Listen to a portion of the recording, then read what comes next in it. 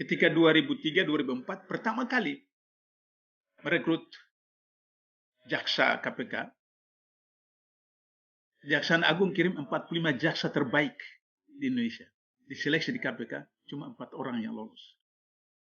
Begitu luar biasanya. Hari ini tidak. Karena memang salah satu misi Firly itu adalah menghancurkan KPK secara internal. Kenapa KPK sekarang beda dengan KPK dulu? Di dalam kode etik KPK tertulis, saya hafal karena saya turut terlibat. Pegawai KPK dilarang melaksanakan perintah atasan yang bertentangan dengan peraturan perundang-undangan. Itu tertulis kode etik. Jadi meskipun ketua KPK, deputi perintahkan bawahannya, kalau dia tahu bahwa itu bertentangan dengan peraturan, dia tidak boleh lakukan. Karena kalau dia ikuti, maka kemudian dia kena kode etik seperti itu. Nah sekarang tidak. Berdasarkan kemauan Firly, sudah itu kemudian Dewan Pengawas. Nah Dewan Pengawas itu diangkat oleh Presiden langsung. Sehingga tidak mungkin Dewan Pengawas untuk memerintahkan anak buah atau orang atau penyidik untuk misalnya menyadap Jokowi, menyadap wakil presiden atau menyadap konglomerat yang ada pada koalisi pemerintah. Tidak mungkin seperti itu karena dia diangkat oleh presiden.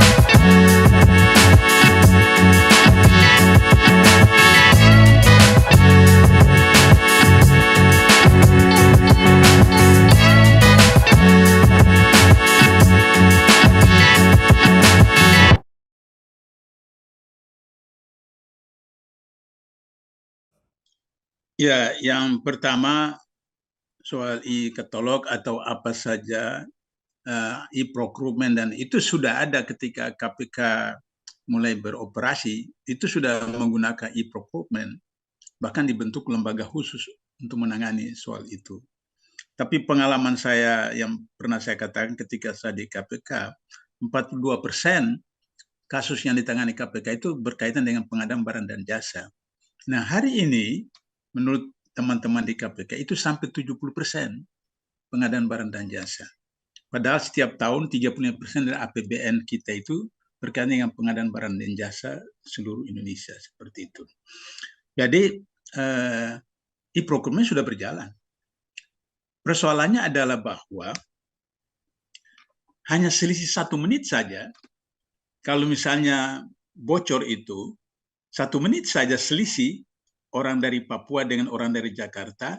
Orang Jakarta yang dapat informasi itu kemudian masuk dulu, dia punya tender, 1 menit kemudian dari Papua nggak bisa masuk karena sistem e-procurement seperti itu. Jadi e-katalog atau apa saja itu sudah ada. Persoalannya adalah kenapa bisa terjadi seperti itu. Nah, salah satunya adalah bahwa ASN kita itu 35% itu pegawai fungsional, sedangkan 65% itu pegawai administratif. Best practices di dunia itu pegawai fungsional itu 70%, pegawai administrasi 30%. Jadi kita piramida terbalik. Karena kita piramida terbalik, maka kemudian yang 65% itu pegawai administratif itu hanya melaksanakan tugas berdasarkan order atasan, perintah atasan. Kalau pegawai fungsional, ada bos atau tidak, mereka akan kerja karena mereka punya kompetensi. Nah, sehingga dan begitu pernah saya katakan bahwa kalau pencuri 362 KUHP itu bisa sendirian. Dia curi ayam, dia curi motor, dia curi apa, bisa. Tapi kalau korupsi tidak ada rumusnya. Orang bisa korupsi sendiri. Mesti ada orang lain.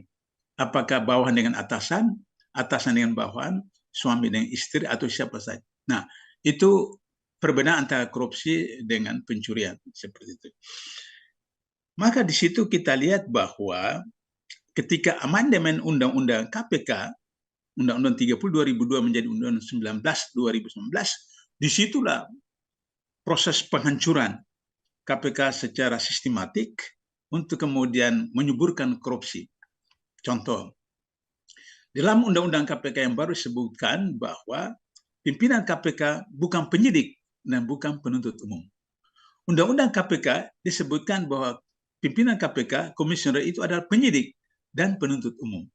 Maka kemudian SOP di KPK adalah ketika satu kasus diduga, apakah melalui laporan masyarakat atau hasil pemantauan dari Direktorat Litbang misalnya seperti itu, maka kemudian gelar perkara. Nah, gelar perkara itu mulai dari Satgas, kemudian Direktorat, kemudian Deputi, baru ke pimpinan. Kalau sudah memenuhi unsur 2 alat bukti, maka ditetapkan tersangka. Dan penetapan tersangka itu SK ditandatangan oleh pimpinan KPK. Itu undang-undang lama. Karena pimpinan KPK penyidik dan penuntut umum. Undang-undang yang baru, pimpinan KPK bukan penyidik dan bukan penuntut umum. Sehingga penetapan tersangka itu langsung dari penyidik. Sama seperti di kepolisian dan kejaksaan. Jadi ini pola untuk meniru, untuk mengulangi. Seperti itu. Sehingga dengan begitu, maka ketika rekrutmen pegawai KPK periode Firly, karena sudah masuk dalam kategori eksekutif, sehingga berdasarkan Undang-Undang ASN, tidak lagi seperti pada zaman saya bagaimana katakanlah misalnya 2007-2008 kami perlu 100 pegawai baru yang mendaftar 27.000. Perlu 100 daftar 27.000. Yang lolos cuma 45 orang. Bisa dibayangkan itu. Ketika 2003-2004 pertama kali merekrut jaksa KPK, Kejaksaan Agung kirim 45 jaksa terbaik di Indonesia. Diseleksi di KPK cuma 4 orang yang lolos. Begitu luar biasanya. Hari ini tidak. Karena memang salah satu misi Firly itu adalah menghancurkan KPK secara internal. Seperti itu. Itu yang pertama, kompetensi itu. Kedua, misalnya melibatkan TNI, lantas kemudian ditersangkakan oleh KPK, kemudian diproses oleh KPK. Karena tadi penetapan tersangka oleh penyidik, bukan oleh pimpinan. Dulu kasus Miranda Gultom, itu ternyata sekian banyak anggota DPR, salah satunya adalah dari Angkatan Udara terlibat. Tapi peristiwa terjadi ketika masih ada praksi ABRI waktu itu. Sehingga kemudian, saya lupa jabatannya, itu kemudian diproses data-data oleh KPK, tapi diserahkan kepada TNI. Jadi tidak ditetapkan tersangka oleh KPK, tapi data-data yang ada diserahkan kepada TNI, yaitu penyidik TNI, baru diproses dan disidangkan oleh TNI dan dijatuhi hukuman seperti itu. Itu persoalan yang kedua. Persoalan yang ketiga, dulu saya ketika 8 tahun di KPK diundang di Kopassus, diundang di Menhankam dan seterusnya. Kemudian ada semacam BIMTEK begitu, sosialisasi. Tapi paling tinggi pangkat mayor, paling tinggi pesertanya, perwira menengah. Satu pertanyaan selalu saya disampaikan kepada saya baik di Kopassus maupun di Menhankam atau di di markas besar, kenapa KPK tidak masuk ke TNI? Itu mereka tanya. Apa KPK menganggap bahwa di TNI tidak ada korupsi? Soal pengadaan alat susah misalnya dan seterusnya. Saya katakan undang-undang tidak membenarkan KPK masuk ke TNI. Kenapa? Karena kita punya beberapa lembaga pengadilan. Pertama, pengadilan umum bagi orang sipil, kemudian pengadilan agama berkaitan dengan agama, kemudian pengadilan administrasi tentang apa Tata PUN, usaha negara. tata usaha negara, kemudian pengadilan militer. Militer. Pengadilan militer. Jadi kalau kasus pidana yang melibatkan militer ke pengadilan militer. Nah, jadi waktu itu sarankan kalau bapak-bapak mau KPK juga masuk ke TNI, maka ya undang-undang harus diubah, di mana semua warga negara apapun kedudukannya di pengadilan umum. Nah, kalau pelanggaran kode etik baru kepada masing-masing instansi, masing-masing kementerian. Nah, soal kode etik seperti itu. Nah, itu yang terjadi hari ini, sehingga demikian mereka kemudian langsung OTT, kemudian dijadikan tersangka. Nah, tapi kemudian ada reaksi dari masyarakat, termasuk dari TNI sendiri. Maka kemudian tadi saya lihat di TV, Tidak pimpinan KPK sudah minta maaf, kesalahan itu kemudian diserahkan kepada apa namanya Puspom instansi TN. terkait. Ya. Nah, sebagai terakhir, ketika saya masih di KPK, itu ketika ada persoalan informasi pengaduan masyarakat, maka kemudian ketika sudah masuk pada tahapan mau pengumpulan data, masih belum penyelidikan, masih pengumpulan data, itu sudah dibentuk Satgas yang kemudian melibatkan penyidik, melibatkan jaksa KPK. Kenapa sejak awal sudah libatkan? Supaya konstruksi bangunan, konstruksi perkara itu sudah utuh. Jadi ketika ada JPU hadir, jaksa hadir, dia akan katakan bahwa harus pakai pasal ini. Maka kemudian akhirnya penyidik harus mencari alat-alat bukti untuk kemudian mendukung pasal yang diusulkan oleh itu. Saya punya pengalaman ketika satu gelar perkara di KPK, yang kemudian muncul kasus cicak buaya. Jadi dibunyikan rekaman itu orang yang sedang dipantau oleh KPK. Ternyata kemudian orang itu sedang bicara dengan Kabareskrim. Nah, sehingga kemudian Kabareskrim tahu bahwa dia dipantau karena alat kepolisian lebih tinggi daripada punya KPK. Karena itu maka lahir cicak buaya. Kata beliau, wah KPK cicak kecil, Polri punya besar, buaya seperti itu. Nah, jadi ketika sudah ditetapkan tersangka kasus ini, bukan Kabareskrimnya tapi orang Bank Senturi itu sudah tersangka, dari Satgas, Direktorat, Deputi, pimpinan sudah tetapkan tersangka. Tapi salah seorang pimpinan, saya lupa waktu itu siapa, baru ingat yang hadir itu tidak ada direktur penuntutan. Semua direktur hadir, direktur penuntutan hadir. Maka beliau bilang, saya panggil direktur penuntutan. Dipanggil, dicari, datang kembali, kemudian ditayangkan kembali, kurang lebih 3 menit ditayangkan kembali. Apa kata beliau? Maaf Pak, ini belum cukup untuk bisa dibawa ke. Nah, semua sudah setuju, direktur penuntut tidak setuju, maka kemudian tidak jadi. Harus diproses lagi, belum cukup untuk ditetapkan tersangka. Teman saya di sebelah dulu saya, penasihat bilang, kenapa seperti itu? Saya bilang, kita semua ngomong di sini tetapkan, tapi yang berperang di lapangan itu JPU, di pengadilan itu JPU. Sehingga kalau misalnya nanti di pengadilan itu kalah dia, di KPK itu tidak sama dengan tempat lain, ada namanya KPI, Key Performance Indicator. Nah, kalau dia misalnya punya Key Performance Indicator itu tidak terpenuhi, salah satunya adalah dia gagal di pengadilan, maka kemudian kinerjanya itu tidak bisa dapat A, bisa B, bahkan bisa C, seperti itu. Dan itu berpengaruh untuk masa depan dia. Nah, karena itu maka dia tahu pengalaman lapangan bahwa itu tidak boleh, maka tidak bisa, maka diproses kembali seperti itu. Nah, ini ilustrasi untuk menunjukkan bahwa KPK pada waktu itu taat asas. Ada SOP, ada kode etik, ada peraturan kepegawaian, dan kemudian Mas Slamet perlu tahu bahwa kenapa KPK sekarang beda dengan KPK dulu. Di dalam kode etik KPK tertulis, saya hafal karena saya turut terlibat. Pegawai KPK dilarang melaksanakan perintah atasan yang bertentangan dengan peraturan perundang-undangan. Itu tertulis kode etik. Jadi meskipun ketua KPK, deputi perintahkan bawahannya, kalau dia tahu bahwa itu perintahkan yang peraturan, dia tidak boleh lakukan. Karena kalau dia ikuti, maka kemudian dia kena kode etik seperti itu. Nah sekarang tidak, berdasarkan kemauan Firly, sudah itu kemudian Dewan Pengawas. Nah Dewan Pengawas itu diangkat oleh Presiden langsung.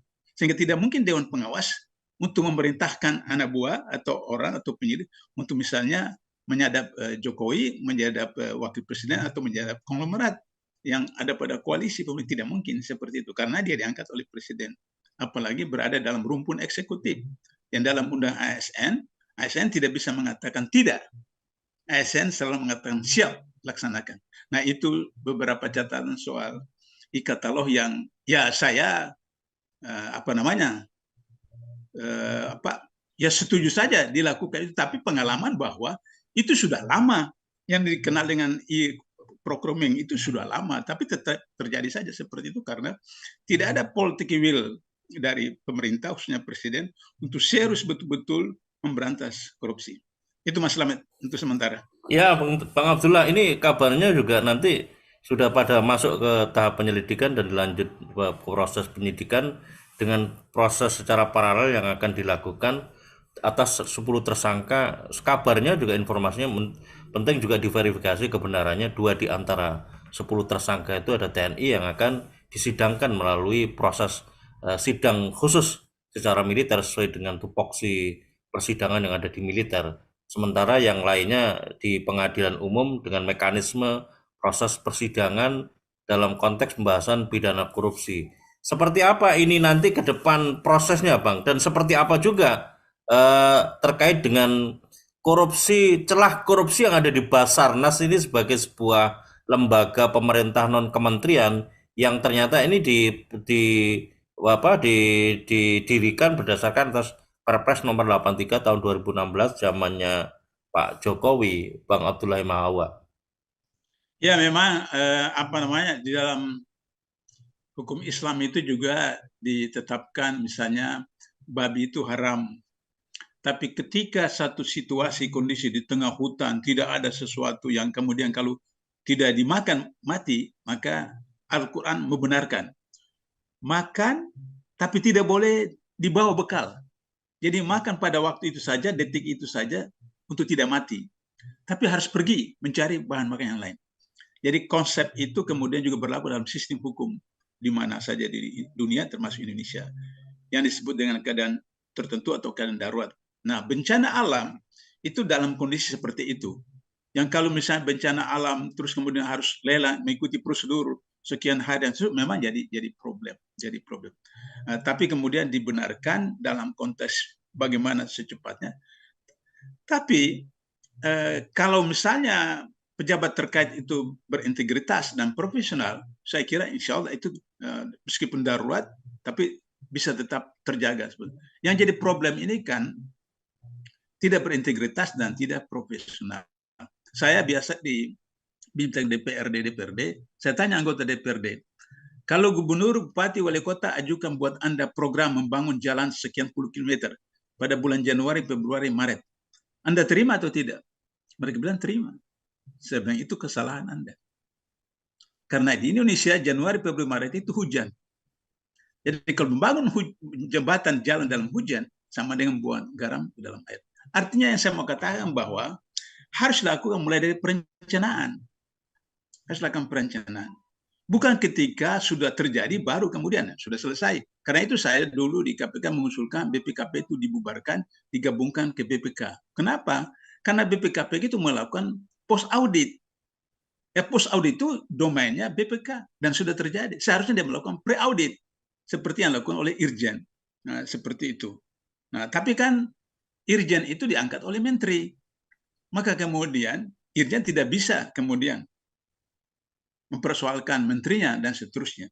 Nah, oleh karena itu maka harus dilakukan satu proses di mana kemudian e-katalog oke, e-procurement oke, tapi kan yang menentukan program itu manusia, the man behind the gun. Nah, jadi bisa program misalnya apa namanya? Ya, ini jujur saja kasus 2019. Kasus 2019 Mas Slamet lihat waktu pertama diumumkan oleh apa namanya?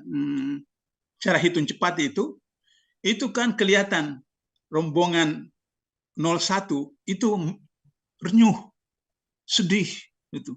Karena di layar TV itu 02 yang leading. Kemudian beberapa menit kemudian iklan. Setelah iklan masuk lagi 02 leading, 01 leading. Jadi itu apa namanya? Sistem yang bisa didesain oleh programmer sehingga demikian maka kemudian seperti itu. Jadi oleh karena itu kenapa di KPK ditetapkan pada periode saya seseorang diterima jadi pegawai KPK pertama berintegritas, baru kedua profesional. Kenapa integritas pertama? Karena profesional kalau sudah jadi pegawai bisa dilatih, bisa bintek, bisa ikut peningkatan. Tapi kalau integritas dari sononya sudah bermasalah, ya bermasalah seperti itu. Nah, sehingga dengan begitu maka saya setuju dukung konsep Presiden untuk dibereskan e-katalog, tapi kalau tidak menyelesaikan persoalan penerimaan rekrutmen ASN yang berintegritas dan profesional, tetap saja seperti yang sekarang ini. Itu Mas Slamet. Iya, terakhir Bang, silakan Bang diberikan rekomendasi Bang tentang penegakan hukum atas dugaan suap atau korupsi yang ada di lingkungan Basarnas untuk kesinambungan kelembagaannya. Apakah memang benar-benar masih tetap bisa dipertahankan atau tidak? Karena rekomendasi Pak Sulaiman Tonto itu tadi mau dibubarkan katanya. Silakan Bang. Silakan Bang. Ya memang kalau ikut emosi atau bukan emosi tapi kalau secara rasional ya apa namanya dibuat semacam ad hoc saja, misalnya apa namanya kasus Aceh. Kasus Aceh itu kan 200.000 lebih yang meninggal. Itu kemudian sampai berapa hari mayat itu berkelimpahan, kemudian FPI kirim ke sana berapa puluh orang seperti itu, kemudian yang seperti itu. Jadi dalam konteks seperti itu, sehingga kemudian tidak ada rencana yang saya katakan tadi, ada perencanaan. Jadi korupsi yang direncanakan seperti itu. Seperti itu. Nah, tapi kalau toh misalnya mau dipertahankan, ya tadi itu saya katakan harus betul-betul apa namanya orangnya itu diseleksi oleh satu tim seleksi yang betul-betul mereka memenuhi kualifikasi integritas dan profesional, baru kemudian harus senantiasa melapor secara terbuka manajemen apa namanya keuangannya, kinerjanya, sehingga kemudian dipantau terus. Sebab kasus-kasus Aceh, kemudian kasus Sulawesi Tengah, kasus apa namanya Jogja yang bencana-bencana memang selalu bermasalah. Saya tahun lalu datang ke Magelang, Lapindo. Saya ketemu dengan salah seorang yang dia katakan bahwa sampai hari ini belum separuh dari kerugiannya dibayar oleh apa namanya. Itu seperti. Jadi oleh karena itu maka memang sangat rawan soal apa namanya proyek-proyek yang ditangani oleh Basarnas. Nah, oleh karena itu intinya adalah bagaimana integritas profesional dan manajemen yang berkualitas, mudah-mudahan bisa, kalau memang masih perlu dipertahankan. Kalau tidak ya udah, saya apa namanya kalau dibubarkan juga tidak apa, tapi tetap saja harus ada yang harus bertanggung jawab kalau setiap ada kejadian, bagaimana meresponsnya secara cepat tapi tidak menimbulkan korupsi dan seterusnya.